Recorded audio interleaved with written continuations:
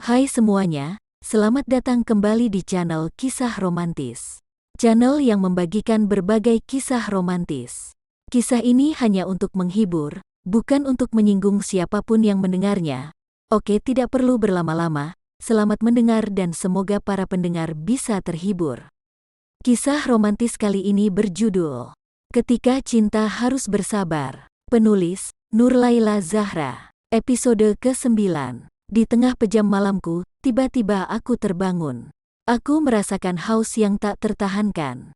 Akhirnya aku bangkit dari tidurku dan melangkah keluar kamar. Betapa terkejutnya aku melihat suamiku tengah tertidur di depan laptopnya. Kulirik jam dinding. Pukul 11 malam. Aku terenyuh melihatnya. Kuhampiri dia. Wajahnya begitu lelah terlihat. Wedang jahe yang tadi aku buatkan untuknya juga sudah habis diminumnya. Aku juga melihat ketikan di komputernya. Masih banyak yang belum ia selesaikan. Aku bingung, apa yang harus aku lakukan untuk membantunya? Sejenak aku berpikir, tiba-tiba aku mempunyai ide untuk menghubungi Mas Bambang, temannya Mas Yusuf di tempatnya mengajar, untuk mencari tahu tentang soal-soal yang tengah diselesaikannya sekarang. Mas Bambang itu mengajar pelajaran matematika. Tapi, apa tidak terlalu malam untuk menghubunginya? Apa tidak mengganggunya? Ini kan untuk kebaikan juga. Kalau sampai soal-soal ini tidak selesai malam ini juga, maka besok tidak ada soal fisika yang bisa dikerjakan. Aku putuskan untuk menghubungi Mas Bambang melalui ponsel Mas Yusuf yang tergeletak di meja dekat laptopnya. Kucari nama Mas Bambang lalu kupanggil. Bismillah. Sesaat lamanya yang kudengar hanya nada sambung. Kuulangi lagi. Alhamdulillah diangkat. Ada apa Suf? Malam-malam kok mengganggu saja, ucap Mas Bambang dengan nada kesal. Terdengar sekali suaranya yang baru saja terbangun dari tidurnya. Maaf Mas, saya Dinda, istrinya Mas Yusuf, tukasku agak pelan. Takut Mas Yusuf terbangun. Oh, maaf. Saya pikir Yusuf. Ada apa ya, menelepon malam-malam? Tanya Mas Bambang terdengar kaget ketika dia tahu yang meneleponnya adalah istrinya Yusuf, bukan Yusuf. Maaf ya Mas, sebelumnya. Saya hanya ingin tahu mengenai UTS besok. Apa mata pelajaran Mas Yusuf itu akan diujikan besok pagi, Mas ya? Oh, iya. Pelajaran fisika itu akan diujikan besok bersama pelajaran bahasa Indonesia. Ada apa rupanya ya? Tanya Mas Bambang ingin tahu. Tidak Mas, tidak ada apa-apa. Setiap soal pelajaran itu mendapat jatah berapa nomor ya Mas? Setiap soal pelajaran itu mendapat jatah 50 nomor. Kecuali matematika, hanya 40 nomor, jelas Mas Bambang singkat. Kulirikan mataku ke layar laptop.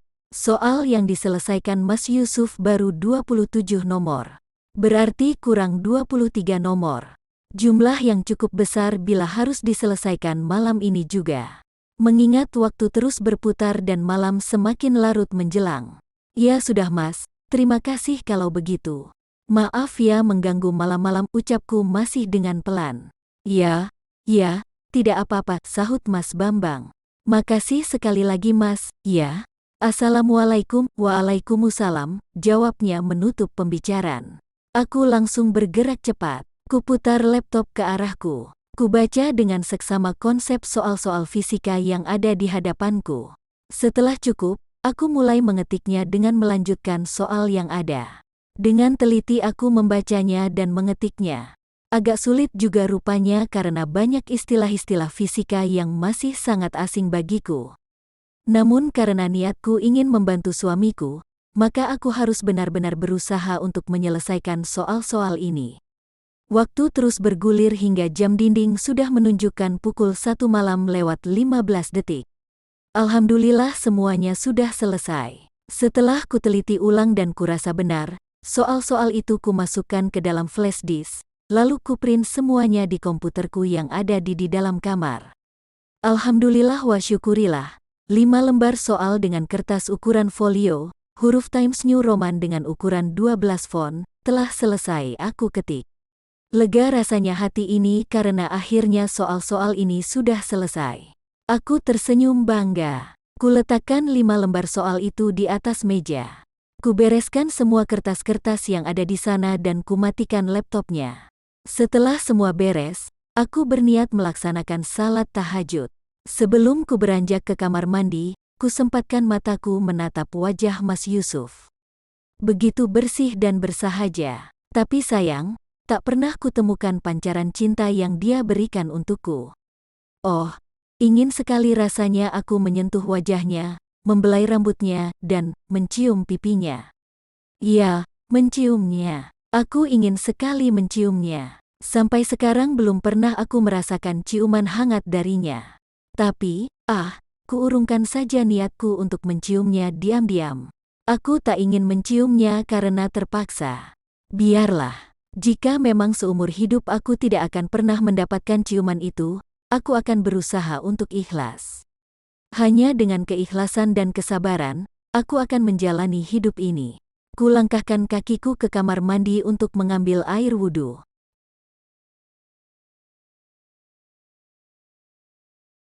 Dinda, apa semua ini kamu yang mengerjakan?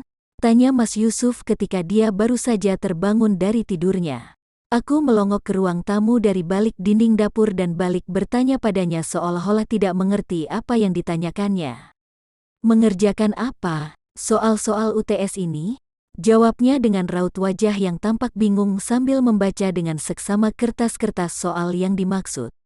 Oh, iya, itu aku yang mengerjakan. Kenapa? Ada yang salah? Mas Yusuf terdiam sejenak. Dia mengerutkan keningnya. Kedua alisnya hampir saja bertemu ketika membaca soal-soal itu. Tidak. Tidak ada yang salah fatal. Hanya saja ada beberapa kata yang salah penulisannya, jawabnya sambil memandang ke arahku kemudian menunduk lagi memeriksa soal-soal itu. Syukurlah kalau begitu, sahutku sambil meneruskan aktivitasku memasak nasi goreng dan telur dadar. Aku kembali berkata pada Mas Yusuf.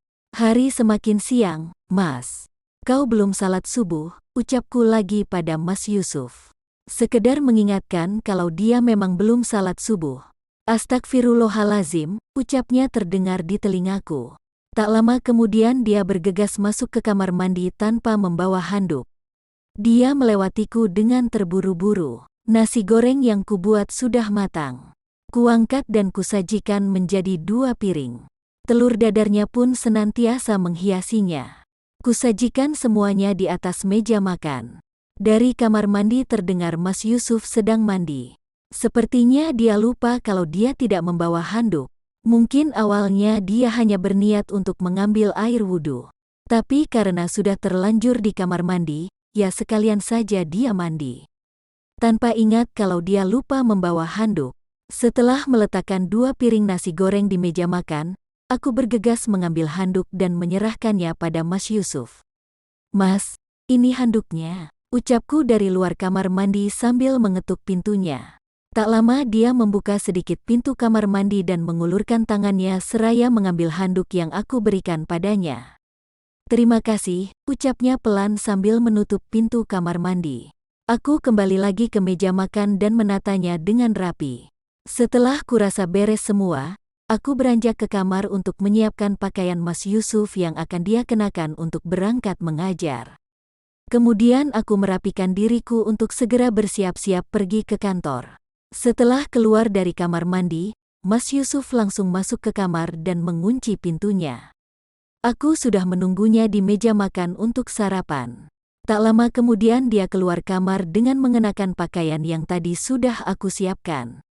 Sudah salat, Mas? Tanyaku ketika dia baru saja keluar dari kamar. Dia hanya mengangguk kemudian duduk di salah satu kursi yang ada di sebelahku. Di hadapannya sudah ada sepiring nasi goreng lengkap dengan telur dadar dan ketimun serta tomatnya yang kuiris tipis-tipis. Di sebelah nasi gorengnya sudah aku siapkan segelas teh manis hangat untuk menghangatkan perutnya. Dia melahapnya dengan terlebih dahulu membaca bismillah. Aku pun menemaninya makan. Tak ada perbincangan yang berarti ketika kami sedang makan. Entahlah, mungkin sampai detik ini, perasaannya terhadapku belum berubah. Masih dingin dan acuh. Padahal sebenarnya, aku ingin sekali mendengarkan dia berucap sepatah kata saja padaku.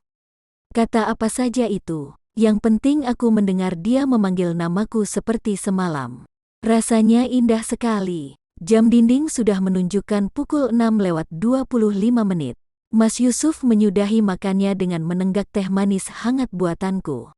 Setelah itu dia beranjak mengambil sepatunya dan memakainya di ruang tamu. Semua kertas soal yang aku ketik semalam sudah dia masukkan ke dalam tasnya. Setelah semuanya dirasa cukup dan dirasa tidak ada yang tertinggal, dia bangkit sambil membawa tasnya. Aku mengiringi langkahnya dari belakang. Setelah di depan pintu dia berbalik ke arahku. Aku mencium tangannya dengan penuh ketulusan. Dia menatap wajahku dengan biasa-biasa saja.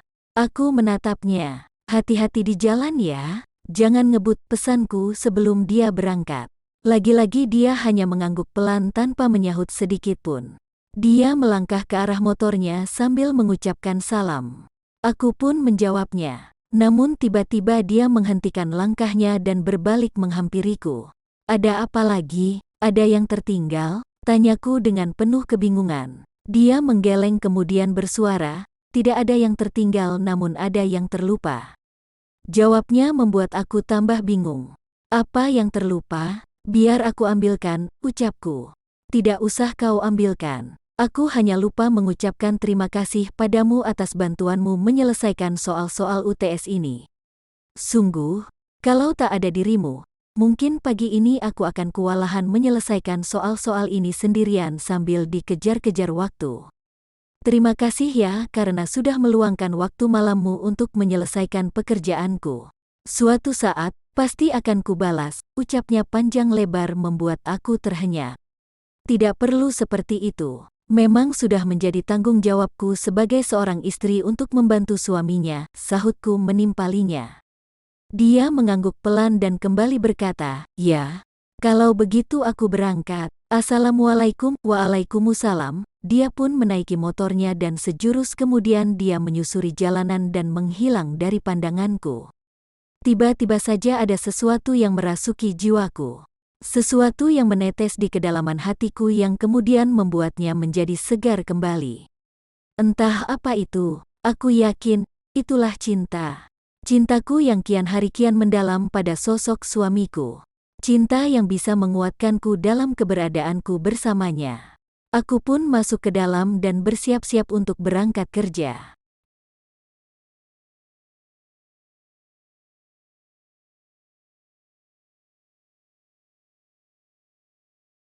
Sekian kisah romantis yang berjudul Ketika Cinta Harus Bersabar. Episode ke-9. Terima kasih sudah menonton video ini. Mohon dukungannya dengan menekan tombol subscribe, like, komen, dan share.